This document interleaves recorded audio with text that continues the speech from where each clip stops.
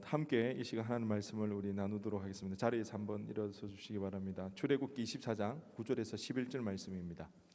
구약 성경 118페이지 출애굽기 24장 9절에서 11절. 우리 세 절의 말씀 우리 한 목소리로 우리 합독하도록 하겠습니다. 출애굽기 24장 9절에서 11절 말씀입니다. 모세와 아론과 나답과 아비후와 이스라엘 장로 70인이 올라가서 이스라엘의 하나님을 보니 그의 발 아래에는 천국을 편듯하고 하늘같이 청명하더라. 하나님이 이스라엘 자손들의 존귀한 자들에게 손을 대지 아니하셨고 그들은 하나님을 뵙고 먹고 마셨더라. 아멘. 자리에 앉아주시기 바랍니다. 오늘 본문을 가지고 언약 체결 하나님의 골든벨이라는 제목으로 은혜 나누기를 원합니다. 식구, 여러분 식구 다 있으시죠? 식구가 어떤 의미인 줄 아시나요? 한자 풀이 식이 먹을 식이거든요. 구는 설마 공구는 아니겠죠? 죄송합니다. 입구입니다. 입구. 그러니까 식구라는 게 다른 의미가 아니라 먹는 사람이 같이 먹는 사람을 식구라고 그러는 거죠. 그러니까 음식을 같이 나누는 것을 굉장히 중요한 의미가 있다는 거죠. 음식을 나눌 때에는 아무나 같이 식사 잘 안 하죠. 모르는 사람이랑 식사 잘 안 하잖아요. 껄끄러운 사람이랑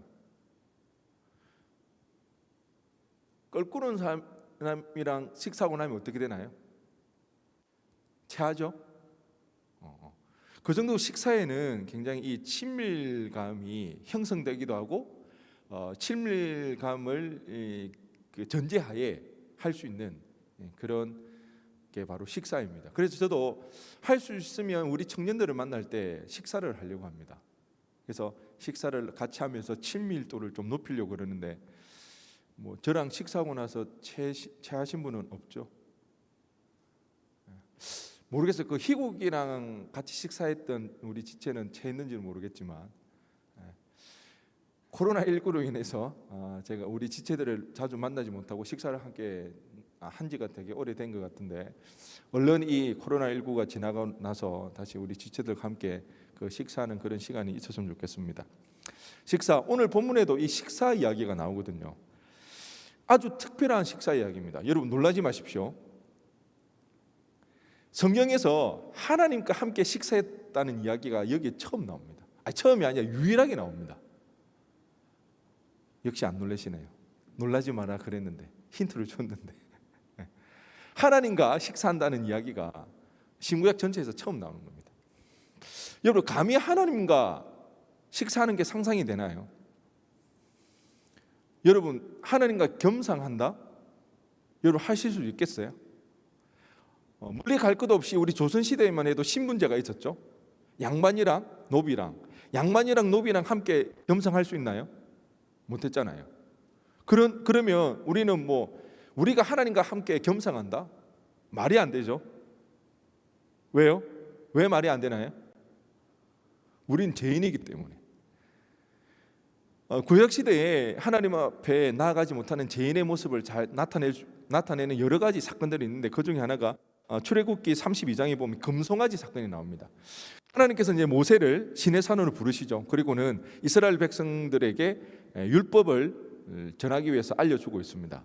그런데 산에 올라간 지 40일이 지났는데 여전히 내려오지 않으니까 밑에 있는 사람들 모세가 죽었나 보다. 사람들이 불안해하고 동요하고 막 이러다 보니까 아론이 깨를 한 개 낸 거죠. 사람들에게 금을 모읍니다. 그리고는 그것으로 금송아지를 만들어 놓고는 자 봐라 이것이 우리가 여기까지 인도한 우리의 하나님이다. 그렇게 이야기하는 거죠. 하나님이 그 장면을 보고 분노하시죠. 여기까지 인도하실 때만 해도 이스라엘 백성이 여러 차례 반역하고 거역하였기 때문에 그럼에도 하나님의 인내하심으로 여기까지 참고 왔는데 결국 이 땅에서 금송아지를 만들어서 하나님이라고 우상 숭배하는 음란이 생기는 그런 일들이 일어났던 거죠. 하나님 도무지 이 백성들을 내가 함께 가지 못하겠다고, 내가 이 백성들을 멸하고 모세에게 너로 큰 민족을 이루겠다 그렇게 이야기를 하십니다. 하나님 보통 화가 나신 게 아니죠. 그랬을 때 모세가 하나님 그러시면 안 됩니다. 다 한 번만 더 용서해 달라고 그렇게 말씀하시고 그런데 아마 하나님이 이때 좀 마음이 많이 상했던 것 같아요. 알겠다고 모세의 그 기도에 응답하셔요. 용서는 해주겠지만 주의 사자를 너희 앞서 보내지만 나는 함께 가지 않겠다, 그렇게 이야기를 합니다. 그랬을 때 모세가 그렇게 또 기도를 합니다. 하나님, 저희들을 불쌍히 여기서 함께 해달라고, 생명체의 내 이름을 제거해달라고, 만일 용서하지 않으시면 뭐 그렇게까지 하나님 앞에 도움을, 용서를 빌고 있습니다. 결국 하나님께서는 그 모세의 기도에 응답하셔서 그러면 내가 함께 가겠나라고, 그랬을 때 모세가 하나님 앞에 그러면 그 하나님께서 함께 가시겠다는 그 증표를 보여달라고, 하나님의 영광을 내가 보게 해달라고 그렇게 이야기했을 때 하나님께서는 이렇게 이야기하십니다. 출애굽기 33장 20절에 또 이르시되 내가 내 얼굴을 보지 못하리니 나를 보고 살 자가 없습니다. 하나님의 얼굴을 보고 살 자가 없다는 거예요. 왜? 죄인이기 때문에. 모세가 어떤 사람입니까? 저는 이 장면을 볼 때마다 모세가 진짜 대단한 것 같아요. 하나님의 본심이 진짜 이스라엘 백성들을 멸하려고 그랬을까요? 아니에요. 하나님 만약에 이스라엘 백성들을 멸하게 되어지면 그때는 하나님께서 아브라함과 이삭과 야곱에게 하셨던 그 약속이 깨어지는 거예요. 그러면 세상 많은 사람들이 하나님에 대해서 어떻게 생각할 거예요? 불신하게 되겠죠. 하나님이 약속하셨던 그 백성 결국에는 하나님에 의해서 멸망하게 되어졌다고. 모세는 하나님의 이 마음을 알았던 거예요. 하나님의 본심을 누구보다도 잘 알았던 거죠. 그리고 또 한 가지, 자기를 통하여서 큰 민족을 이루겠다고 하는 그 하나님의 솔깃한 제안, 영광으로 갈 수 있는 그 자리. 근데 하나님은 모세는 그것마저도 거절하죠. 자기의 영광이나 자기의 유익이 아니라 오로지 하나님을 위한, 참 하나님의 마음에 참 뿌듯했을 것 같아요. 모세를 보면서 누구보다도 하나님 마음을 잘 알고 자기보다는 하나님을 위해서 헌신했던 인물. 그리고 성경에 보면 모세는 사람과 대화하듯이 하나님과 대화를 했다고 그렇게 나와 있거든요. 그러니까 친구와 얘기하듯이 그렇게 하나님과 대화했던 모세에도 불구하고 그는 하나님을 볼 수가 없던 거예요. 하나님께서 모세를 바위 틈에 두시고는 내가 지나갈 때에 내가 너를 손으로 덮고 내 영광을 보지 못하겠노라, 못할 것이다, 그렇게 이야기해 주세요. 왜? 보면 죽으니까. 그 정도로 우리가 죄인이기 때문에 하나님을 보지는 못하는 그런 죄인. 그런데 오늘 본문은 어떤가요? 하나님과 식사하는 그 이야기. 모세뿐만 아니라 나답과 아비후와 70인 장로들이 함께 하나님이 있는 시내산에 올라가 식사하는 그 이야기가 나온다는 거죠. 오늘 본문 11절을 우리 다 함께 읽어보도록 하겠습니다. 11절입니다. 시작.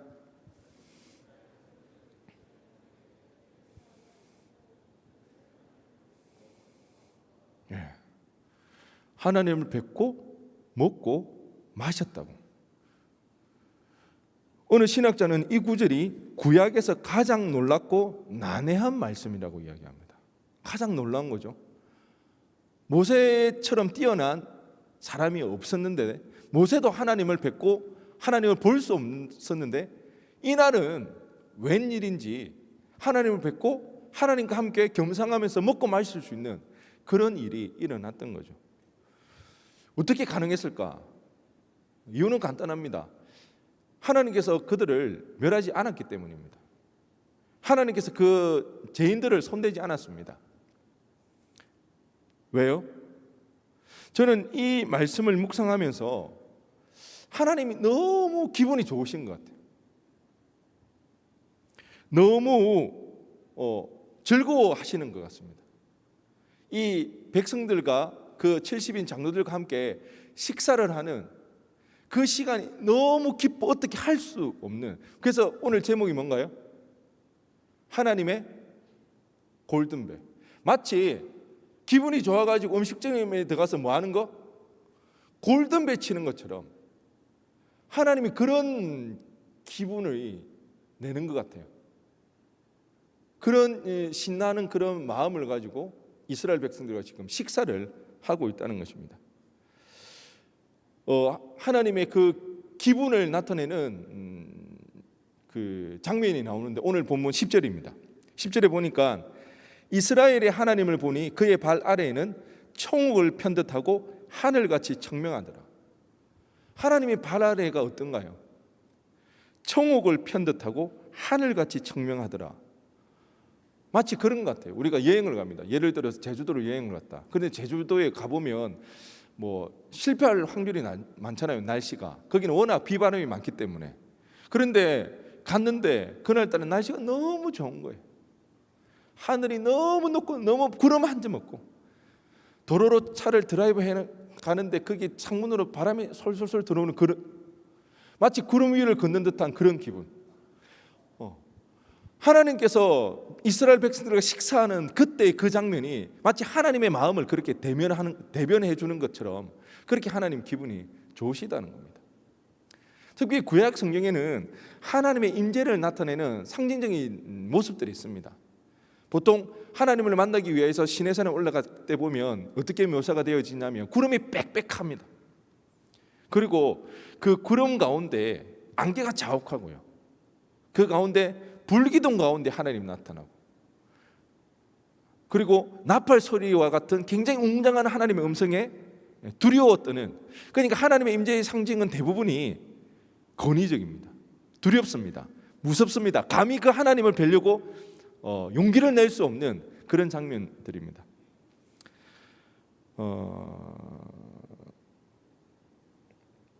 그런데 그래서 하나님께서도 이스라엘 백성들에게 가까이 나오지 말라고 그렇게 이야기합니다. 출애굽기 19장 21절에 여호와께서 모세에게 이르시되 내려가서 백성을 경고하라. 백성이 밀고 들어와 나 여호와에게로 와서 보려고 하다가 많이 죽을까 하노라. 그러니까 죄인이 하나님을 보게 되면 죽게 되는 거죠. 왜? 하나님이 그를 치지 아니할지라도, 의도적으로 그를 치지 않아도 죄인이기 때문에 하나님의 영광 앞에는 살아남을 수가 없는 거죠. 그런 일들이 일어나는 것입니다. 여러분, 혹시 비가 부슬부슬 내리고 안개가 자욱한 날 산에 올라가 보신 적 있나요? 그런 날. 제가 한번 강원도 어디를 갔을 때 차를 타고 이렇게 산을 넘어가는데 안개가 자욱한 거예요. 그러니까 갑자기 굉장히 낮이었는데 불구하고 너무 무섭다는 느낌이 들더라고요. 그때 저는 이 장면이 생각났습니다. 시내산에 올라가서 그 하나님의 그 빽빽한 구름 가운데 하나님의 음성이 들어왔을 때 그 두려움이 이런 거지 않았을까? 그 산에 위압감이 있더라고요. 그래서 흔히 산신령 하다 보다 그런 생각이 들었습니다. 준비 좀 한 건데. 알겠습니다. 그러니까 산에 구름이 빽빽하고 그렇게 되면 굉장히 두렵다는 거예요. 하나님의 임재의 상징이 그런 모습이었습니다. 그런데 오늘 본문에서는 정반대의 그런 모습이 나타납니다. 마치 평생에 한 번밖에 없는 혼인 잔칫날에 아버지인 것처럼 그렇게 기분 좋아하고 설레하고 기뻐한다는 것입니다. 도대체 이 날은 무슨 날이기에 신구약에서 단 한 번밖에 없고 가장 해석하기가 난해하면서도 가장 놀라운 말씀이 되었을까요? 도대체 그날이 무슨 날이었기 때문에 바로 이스라엘 백성과 언약 체결을 맺은 날입니다. 이스라엘 백성과 언약 체결. 어떤 언약 체결입니까? 이스라엘 백성의 하나님이 되신다는 언약 체결을 맺은 날. 이스라엘 백성은 하나님의 백성이라고 정식적으로 언약을 체결하는 그날. 고대 근동에서는요, 언약 체결을 하고 나면 계약 당사자끼리 만나서 식사를 하고 축제를 벌였다고 합니다. 마치 그와 같은 하나님의 모습을 우리에게 보여주고 있습니다. 제가 말씀을 다 쓰고 다시 한번 이렇게 보고 있는데 언약 체결을 맺은 날 이렇게 하는 딱 노래 하나가 떠올랐습니다. 어떤 노래냐 하면 아이유의 좋은 날이었습니다. 맺은 날, 좋은 날. 가사가 이렇더라고요. 어쩜 이렇게 하늘은 더 파란 건지, 오늘따라 왜 바람은 또 완벽한지, 그냥 모르는 척 하나 못 드는 척. 그러다가 제일 중요한 나는요 오빠가 좋은 걸 어떻게 해? 여러분, 이 가사가 하나님이 마치 그런 거예요. 하나님, 나는요 좋은 걸 어떻게 해? 그렇게 이스라엘 백성이 그렇게 좋다고 막 노래하는 것처럼 그런 마음이 전해지는 거예요. 이 노래가 참 생각이 났습니다. 네, 이처럼 하나님께서는 이스라엘 백성을 너무나 좋아했습니다. 그런데 사실 이미 하나님은 이스라엘의 하나님이었습니다. 언제? 이스라엘 백성이 애굽에서 고통받는 가운데 하나님을 부르짖을 때 하나님께서 그들의 부르짖음을 들으시고 그들을 구출해 주시잖아요. 하나님께서는 이스라엘 하나님이시기 때문에 고통받는 그 자녀들을 구출해 주셨어요. 이미도 하나님이 이스라엘의 하나님이 되어 주셨던 거예요. 하지만 정식으로 계약을 맺고 이 언약 식사를 통해서 확정시켜 주는 거예요. 누구를 위해서? 이스라엘 백성을 위해서. 두려워하지 마라. 의심하지 말라. 그런데 가만히 살펴보면 입장이 서로 바뀐 것 같아요. 아마 자기들이 애굽에서 구출되어서 여기까지 오게 된 이 지난 과정들을 보게 됐을 때 하나님이 이렇게 좋아하고 기뻐하기보다는 이스라엘 백성이 더욱더 매달려야 되는 거 맞지 않나요? 무릎 꿇고 애걸복걸하면서 하나님 떠나가지 마시고 우리들의 하나님, 우리들의 아버지가 되게 해달라고, 그래서 우리를 계속해서 지켜달라고, 그렇게 해도 이상할 거 하나 없는데 오늘 이 장면은 도리어 하나님께서 더 신이 난 거예요. 더 기뻐하시는 거예요. 이 언약을 체결하면서 이제 물을 수 없는 언약, 계약이 성사되었다고, 이 이스라엘 백성은 나의 백성이 되었다는 그 계약, 그 언약, 하나님이 도리어 더 기뻐하시고 더 즐거워하시는 그 모습을 우리는 볼 수가 있다는 거예요. 나는요, 오빠는 아니지만 이스라엘 백성이 그렇게 좋다고, 하나님이 그렇게 노래를 부르시고 있다는 거예요.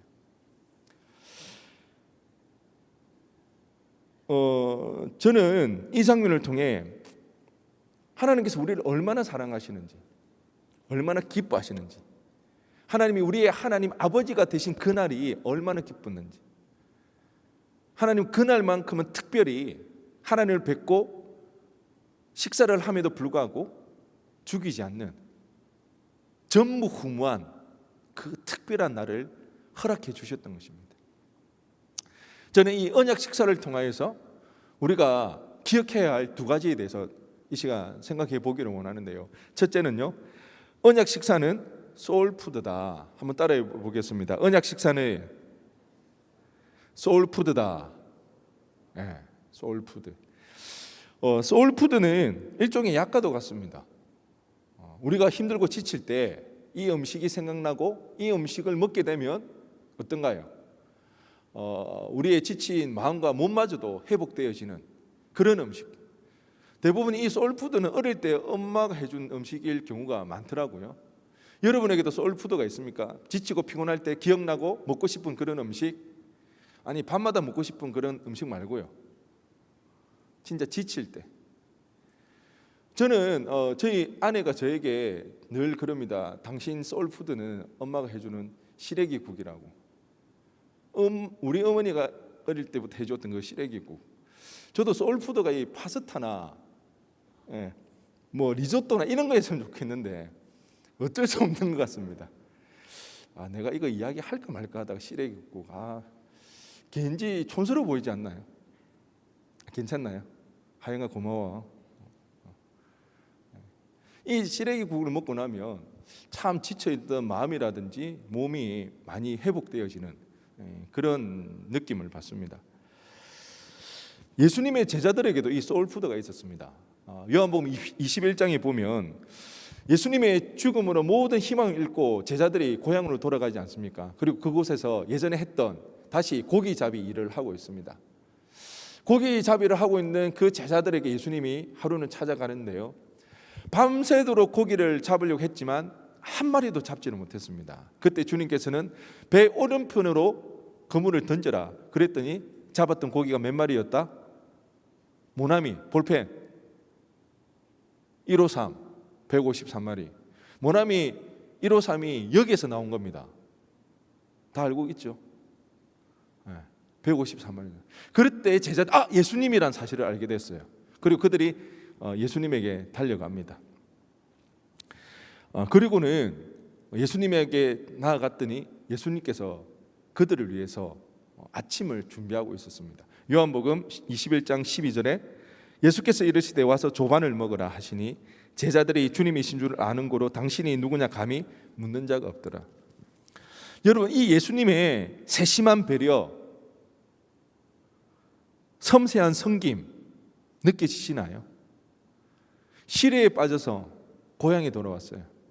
밤새 그물질을 했지만 헛땅쳤어요. 우리가 일이 힘들어서 힘든 게 아니에요.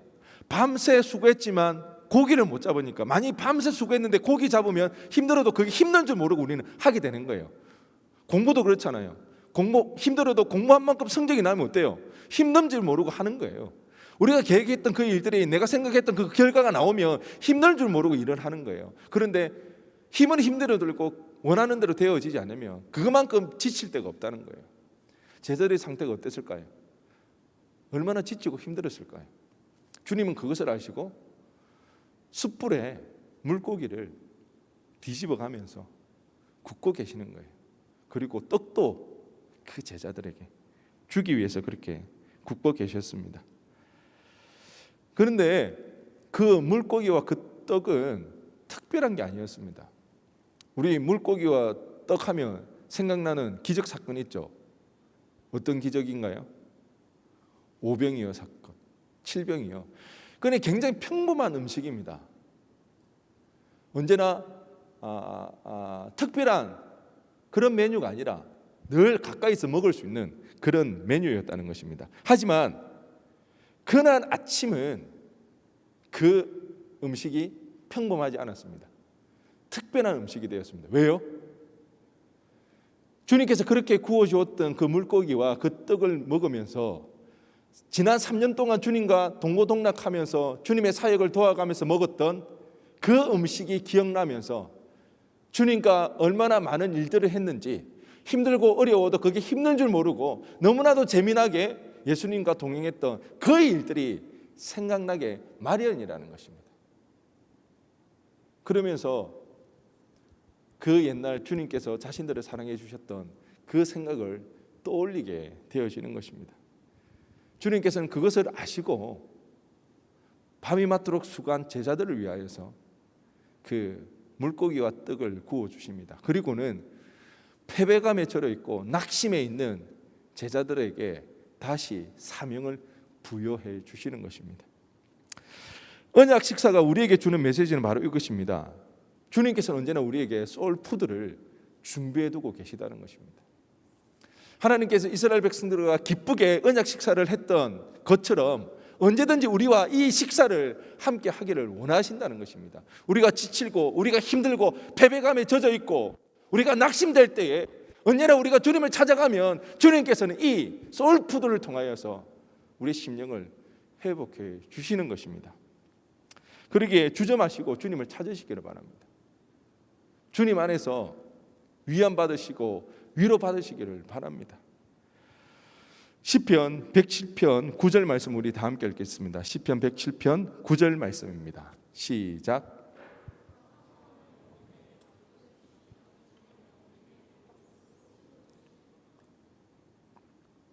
네.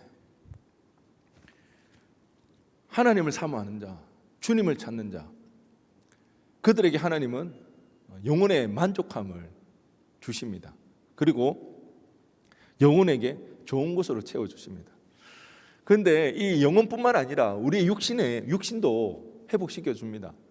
제가 때로는 새벽 기도에 나갈 때 정말 지치고 힘들 때가 있습니다. 정말 몸이 부서질 것 같이 느껴지는 그런 때가 있다는 거죠. 그런데 꼭 하나님이 은혜 내려주시더라는 겁니다. 그렇게 힘들지만 그럼에도 불구하고 하나님 찾고 기도하며 나갔을 때에 그때는 우리의 영혼의 만족함을 얻을 뿐만 아니라 신기할 정도로 내 몸도 회복되더라는 것입니다. 내 육신도 가벼워지고 상쾌해지는 그 놀라운 은혜를 경험하게 되는 것입니다. 그러니까 우리 또 지치고 목마른 영혼과 육을 만족케 할 분은 하나님이시라는 그 사실을 아시고 그 주님을 찾는, 그래서 그 소울푸드를 통하여서 회복되어진 은혜가 저와 여러분 가운데 있기를 간절히 바랍니다. 언약 식사가 우리에게 주는 두 번째 의미는요, 언약 식사는 아낌없이 주는 아버지의 사랑입니다. 한번 따라해 보겠습니다. 언약 식사는 아낌없이 주는 아버지의 사랑이다. 아버지의 사랑이다. 이 언약 식사를 통해서 그 아낌없이 주는 아버지의 사랑을 우리는 느낄 수가 있는 것이죠. 여러분, 지금 한번 상상해 보기를 원하는데요, 이 질문을 한번 떠올려 보시기 바랍니다. 하나님께서 나를 어떻게 생각하실까? 한번 생각해 보세요. 하나님께서 나를 어떻게 생각하실까? 놀랍게도요, 많은 사람들이 이 질문에 대해서 부정적인 대답을 내놓습니다. 나를 사랑하시는 하나님, 나를 기뻐하는 하나님이 아니라 하나님은 나에게 실망하실 거야. 좀 더 나아가면 하나님은 나에게 분노하실 거야, 화를 내실 거야. 많은 사람들이 그런 생각을 한다는 거죠. 왜요? 하나님 앞에 설 때 우리가 먼저 죄를 생각한다는 거죠. 내가 지나온 시간 가운데 하나님 앞에 범죄하였던 그 죄를 먼저 떠올리고 생각하기 때문에 하나님이 나를 어떻게 생각하실까라는 그 질문에 많은 사람들이 하나님 나를 실망하실 거야? 하나님 나에게 화를 내실 거라고 그렇게 생각하는 것입니다. 그런데요, 이건 아주 큰 착각입니다. 여러분, 돌아온 탕자 이야기 아시죠? 돌탕. 탕에는 돌탕도 있습니다.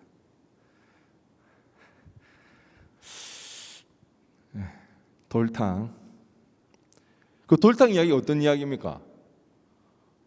그 둘째가 아버지에게 재산을 요구하지 않습니까? 뭐 지금으로서는 우리가 재산을 요구할 수도 있죠. 유산이니까 그렇게 생각할 수 있지만 그 당시에는 말이 안 되는 겁니다. 그 당시에는 유산 상속은 부모님이 돌아가신 이후에 가능한 겁니다. 살아 계신데 유산을 달라고 하면 이건 어떤 겁니까? 내 눈에 흙이 들어가도 안 돼. 아버지 눈에 뭐 뿌리는 겁니까? 흙 뿌리는 그런 이야기.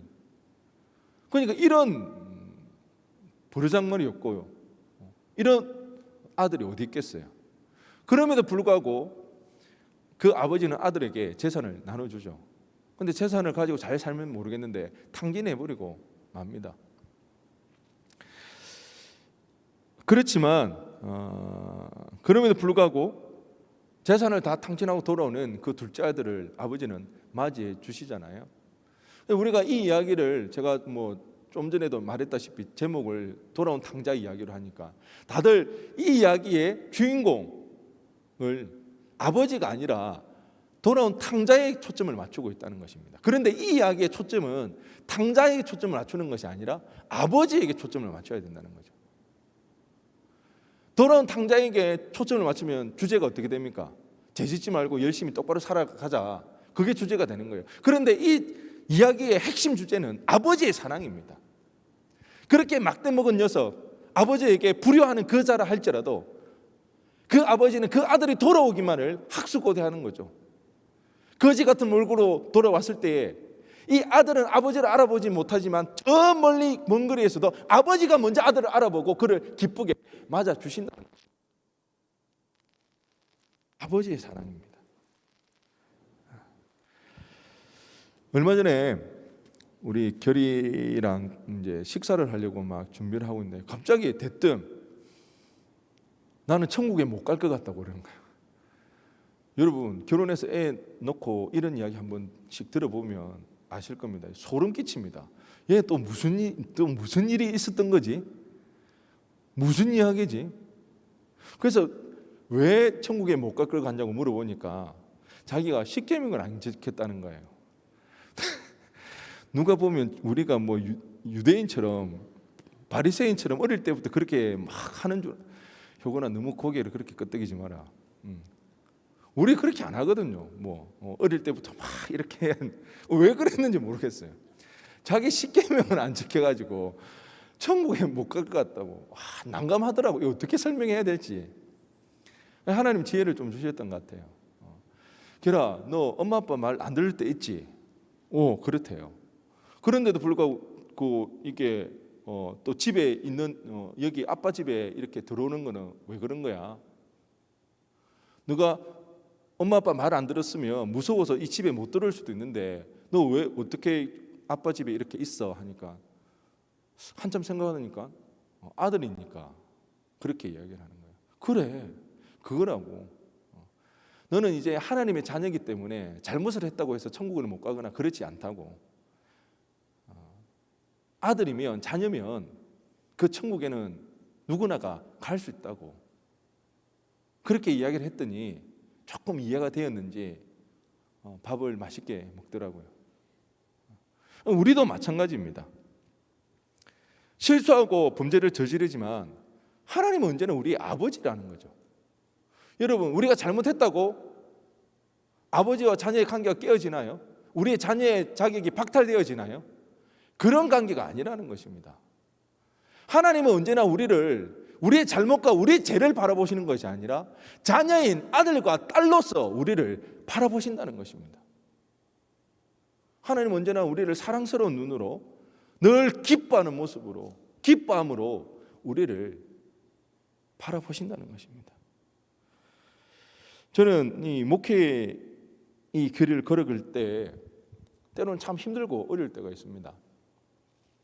저의 연약함과 나약함 때문에 너무 하나님께 죄송해서 이 길을 가기가 버거울 때가 있습니다. 그럴 때 하나님께 기도하면 꼭 생각나게 해주는 장면이 있는데요. 돌아온 탕자가 집에 돌아왔을 때 그 아버지가 벗은발로 뛰쳐나가서 두 손 두 팔 벌려서 맞이해 주시는 그 장면. 그 장면이 떠오르면 참 위로가 되고 힘이 됩니다. 여전히 부족하지만 나의 연약함 때문에 이 길을 걸어가기가 버거울 정도로 힘이 들지만 그럼에도 불구하고 내가 하나님 앞에 섰을 때 우리 주님께서 벗은발로 뛰쳐나와 나를 맞이해 주시지 않을까. 왜요? 내가 잘해서요? 내가 죄가 없기 때문에? 아니요. 아들이기 때문에. 아들이기 때문에 주님은 그렇게 나를 맞이해 주신다는 것입니다. 그것이 크게 그렇게 위로가 되고 힘이 되는 것입니다. 언약 식사를 통해 하나님 아버지께서는 언제나 우리를 사랑스러운 눈길로 바라보신다는 그 사실. 나는요, 너희가 좋은 걸, 하나님 늘 이런 노래 부르시는 것 같아요. 우리를 바라보면서. 정말 우리가 이 사실을 꼭 좀 기억했으면 좋겠습니다. 스바냐 우리 3장 17절 말씀을 다 함께 읽어보겠습니다. 스바냐 3장 17절 말씀입니다. 시작.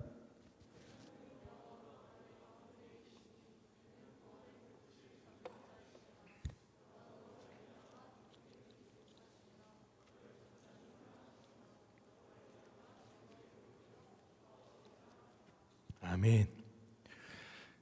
하나님이 우리를 통해서 어떻다고요? 기쁨을 이길 수가 없는 거예요.